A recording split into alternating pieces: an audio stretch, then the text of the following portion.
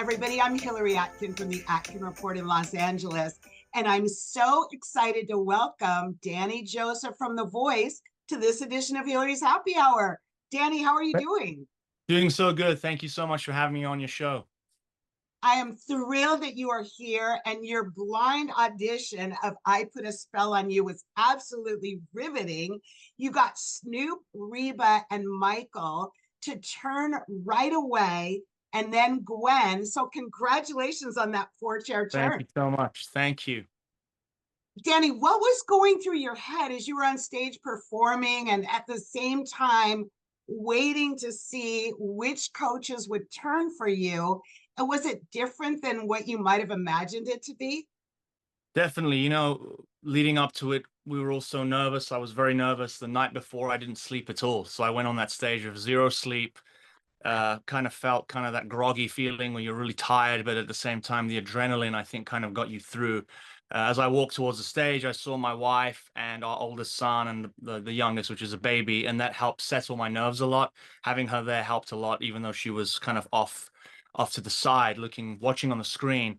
And then I just closed my eyes and I imagined I was playing a show back in Dallas. I just thought to myself, this is a Danny Joseph show in Dallas and one of the bars and one of the pubs, clubs, and I'm just gonna close my eyes and start singing. And I didn't realize they had turned. You see, like my eyes were closed, and I opened my eyes and saw that three of them had turned. So if it was an out of body experience, you kind of black out during the performance. It's very different to playing just a show. You watch the show on TV and you're like, oh, I think I could do that. But when you go on that stage, it's so different. It's like you don't even remember any of it. It's like an out of body experience. And it felt surreal, very surreal as they're turning around and you're seeing these, very successful artists and musicians watch you and enjoy your performance. Well, Snoop blocked Michael, and then he turned out the lights on the other three coaches and had smoke blown upon them. Yeah. What was your reaction when that went down? It was funny, I knew that Snoop had some tricks up his sleeve. You know that it's his first time on the show, so he's gonna pull out all the stops to kind of entertain us all. And yeah, I thought it was funny. It was. I love the interaction between them all, and I was tempted to pick him. My head was saying pick Snoop because he turned first and blocked Michael, but my heart was already set on choosing Reba, so I just went with my gut, pretty much. All right, you just answered my question. If you had thought beforehand, if Reba turns, I'm going to pick her. Yeah, I didn't expect to get four chairs, I didn't honestly didn't think I was. I was hoping for one, at least one, and I thought, well, if I have a choice, I'd probably choose Reba, and she turned, so I just went with my gut. Danny, you moved from London to Dallas and started a family. What has been the most challenging part of being a Brit in America? I think, there's a big culture shock. We speak the same language, obviously the British and the Americans, but culturally, I think we're probably more different than we realize. I learned early on that how are you is not a question. It's just a statement. So, hey, how are you? And I'd say, I'm good, thanks. How are you? And the person will keep walking by. They didn't answer the question. So I learned that's not really an actual question here.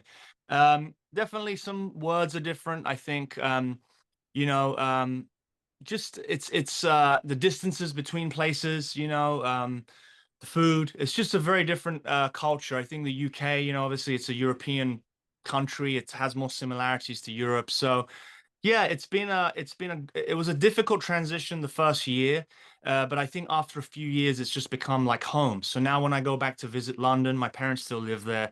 I'm ready to come back to Dallas again because Dallas is home now. Well, like Reba said, neighboring state to her hometown. So Right. tell me a little bit more about what you've already learned from her and what you're looking forward to most working with her. We know her as the queen of country, so she's had a huge career that is continuing. She doesn't stop, she doesn't quit. She probably feels like she could, but she keeps going because she loves what she does. And, you look at someone like that who's had such a long career and is still going, that's kind of the dream for all of us musicians to get into the industry and at the same time, be able to have a long career with longevity. So she's had that and continues to have that. And I want to emulate that or emulate that to some extent. And you know, I know there's a lot I can learn from her, from, you know, performing, singing, being a musician, the entertainment side of things, and the industry side of things. So for me, it was a no-brainer to go with her. Danny, you have your guitar with I you. You do. were brilliant on it. Thank you. Um, and tell me a little bit about some of your musical influences. Sure. The first musical influence was my dad. You know, he plays guitar, and I grew up watching him play. And you know, he had this guitar that I would pick up as a kid, and obviously it was too big for me because I was little. You know, my hands were little, like probably about this big. So then he bought me my first guitar in the Christmas of 1994. I was 7 years old, and back then there was no social media, there was no internet. I was an only child, so that was pretty much what I did. I picked up the guitar, and by ear I would pick out tunes and songs. And I realized pretty early on that I had a natural ear for music. You know, my dad would play, and I'd kind of, you know, play along with him, kind of pick out the melodies and things. And I was hooked ever since then. So that was my first influence. And then from a kind of artist standpoint, it was the Beatles. My dad bought me some of the Beatles tapes. It was like kind of the anthologies that they put out. I was maybe 8 years old at that point, and fell in love with the melodies of those songs. So, you know, to me, the Beatles are the best band ever. Paul McCartney's my favorite songwriter. And then from there, I got in more into the rock and the blues and the soul. And, you know, as you get older, you just kind of, like a sponge, you pick up more and more influences. And I believe they all sink into your subconscious, and you find a way to regurgitate them in your own way. You know, I think we, as singers, we often find our voices emulating other singers, but failing. And I think that's where I kind of found my voice, was trying to copy, you know, Joe Cocker and James Brown and Rod Stewart and Marvin Gaye. And yeah, it's impossible to sound exactly like them, but I think in that journey, you kind of find your own voice.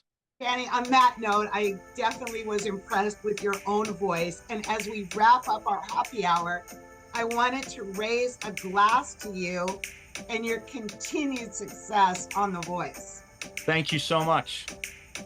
Thank you for being with me. Cheers. Thanks for having me. Cheers.